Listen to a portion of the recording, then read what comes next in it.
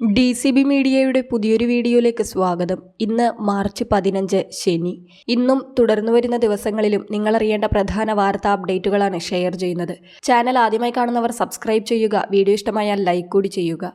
ആദ്യത്തെ അറിയിപ്പ്, സംസ്ഥാനത്ത് ഉയർന്ന താപനില മുന്നറിയിപ്പ് നൽകി കേന്ദ്ര കാലാവസ്ഥാ വകുപ്പ്.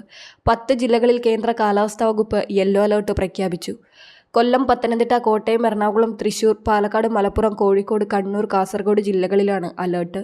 ഉയർന്ന താപനില പാലക്കാട്, തൃശൂർ, കോഴിക്കോട്, മലപ്പുറം ജില്ലകളിൽ 37 ഡിഗ്രി സെൽഷ്യസ് വരെയും, കോട്ടയം, പത്തനംതിട്ട, കൊല്ലം, എറണാകുളം, കണ്ണൂർ, കാസർഗോഡ് ജില്ലകളിൽ 36 ഡിഗ്രി സെൽഷ്യസ് വരെയും, തിരുവനന്തപുരം, ആലപ്പുഴ ജില്ലകളിൽ 35 ഡിഗ്രി സെൽഷ്യസ് വരെയും, വയനാട്, ഇടുക്കി ജില്ലകളിൽ 34 ഡിഗ്രി സെൽഷ്യസ് വരെയും താപനില ഉയരാൻ സാധ്യതയെന്ന് കേന്ദ്ര കാലാവസ്ഥാ വകുപ്പ് അറിയിച്ചു.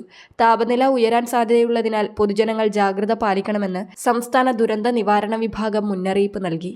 അടുത്ത അറിയിപ്പ്, നികുതി കുടിശ്ശിക ഒറ്റത്തവണ നികുതി തീർപ്പാക്കൽ പദ്ധതി വഴി അടച്ചു തീർക്കാനുള്ള അവസരവുമായി മോട്ടോർ വാഹന വകുപ്പ്. നിങ്ങളുടെ പഴയ വാഹനത്തിന്മേലുള്ള നികുതി കുടിശ്ശിക തീർക്കാൻ മാർച്ച് 31 വരെ അവസരമുണ്ടെന്ന് മോട്ടോർ വാഹന വകുപ്പ് അറിയിച്ചു. 2020 മാർച്ച് 31 ശേഷം ടാക്സ് അടക്കാൻ കഴിയാത്ത വാഹനങ്ങൾക്ക് ഈ സേവനം ഉപയോഗപ്പെടുത്താം.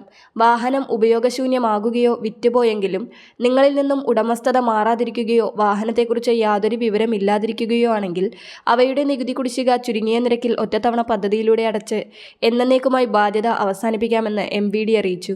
ഒറ്റത്തവണ നികുതി കുടിശ്ശിക തീർപ്പാക്കൽ പദ്ധതിയുടെ കാലാവധി മാർച്ച് 31 അവസാനിക്കുമെന്നും മോട്ടോർ വാഹന വകുപ്പ് ഓർമ്മപ്പെടുത്തി. കൂടുതൽ വിവരങ്ങൾക്ക് നിങ്ങളുടെ RTO ഓഫീസുമായി ബന്ധപ്പെടണമെന്നും MVD അറിയിച്ചു. അടുത്ത അറിയിപ്പ്, അധ്യയനം ഉറപ്പാക്കാൻ സ്കൂൾ സമയം കൂട്ടണമോ ശനിയാഴ്ച പ്രവൃത്തി ദിവസമാകണമോ എന്ന വഴി തേടിയിരിക്കുകയാണ് ഇപ്പോൾ സംസ്ഥാന സർക്കാർ. അധ്യയന വർഷം 220 പ്രവൃത്തി ദിനം ഉറപ്പാക്കുകയാണ് ലക്ഷ്യം.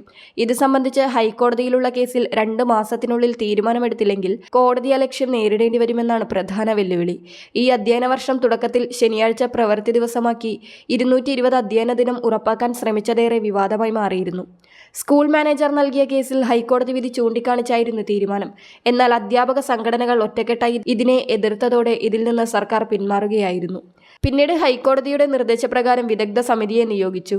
അധ്യാപക സംഘടനകളുമായി വിദഗ്ധ സമിതിയുടെ ചർച്ച തിങ്കളാഴ്ച നടക്കുന്നതായിരിക്കും. മറ്റ് കൂടിയാലോചനകൾക്ക് ശേഷം ഉടൻ റിപ്പോർട്ട് തയ്യാറാക്കുമെന്ന് സർക്കാർ വൃത്തങ്ങൾ പറയുന്നു. അടുത്ത അറിയിപ്പ്, കേന്ദ്രം അനുമതി നൽകിയതിനു പിന്നാലെ 12,000 കോടി രൂപ വായ്പ എടുക്കുന്നതിനുള്ള കടപ്പത്രങ്ങൾ ചൊവ്വാഴ്ച പുറത്തിറങ്ങും. കേന്ദ്ര ധനമന്ത്രിയുമായിട്ടുള്ള കൂടിക്കാഴ്ചയ്ക്ക് പിന്നാലെ കഴിഞ്ഞ ദിവസമാണ് അധിക വായ്പയ്ക്ക് അനുമതി ലഭിച്ചത്. 12,000 കോടി രൂപ വായ്പ ലഭിക്കുന്നതിനാൽ മാർച്ച് മാസത്തിലെ ക്ഷേമ പെൻഷനും ഇപ്പോൾ ഉറപ്പായിരിക്കുകയാണ്. മാർച്ചിൽ റംസാനൊക്കെ പ്രമാണിച്ച് മാർച്ച് പെൻഷൻ നേരത്തെ ലഭിക്കുവാനാണ് സാധ്യത. ഏപ്രിൽ മുതലാണ് കുടിശ്ശിക പെൻഷന്റെ വിതരണ കാലാവധി ആരംഭിക്കുന്നത്. ഏപ്രിലിൽ വിഷു, ഈസ്റ്ററൊക്കെ പ്രമാണിച്ച് കുടിശ്ശിക പെൻഷനിൽ ഒരു ഗഡുവും ഏപ്രിൽ മാസത്തെ പെൻഷനും ചേർത്ത് 3,200 രൂപ ലഭിക്കുന്നതായിരിക്കും. ബാക്കി കുടിശ്ശികകൾ വിശേഷ ദിവസങ്ങളൊക്കെ പ്രമാണിച്ച് സർക്കാർ വിതരണം ചെയ്ത് തീർക്കുന്നതായിരിക്കും. വളരെ പ്രധാനപ്പെട്ട ഈ വാർത്താ അപ്ഡേറ്റുകൾ മറ്റുള്ളവർക്ക് കൂടി ഷെയർ ചെയ്യുക.